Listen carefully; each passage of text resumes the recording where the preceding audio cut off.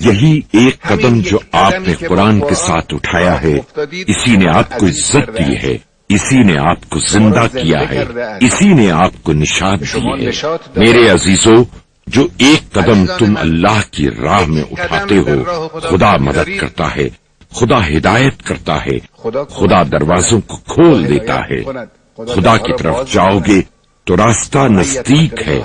جب قرآن معاشرے میں آتا ہے تو اپنے وجود کی لذت لوگوں تک پہنچاتا ہے۔ آج قرآن ہمارے ملک پر حاکم ہے۔ پہلا قدم قرآن سیکھنا ہے اور اسے روز بروز پڑھنا چاہیے۔ اگر سب لوگ قرآن سیکھنا چاہیں تو کچھ لوگوں کو عروج پر پہنچنا چاہیے، جیسا کہ ہر کام میں ایسا ہی ہوتا ہے۔ اگر چاہتے ہیں کہ قرآن گھروں کے اندر بچوں میں، بڑوں میں، مردوں عورتوں میں رائج ہو جائے تو قرآن کے ماہروں کا احترام کریں۔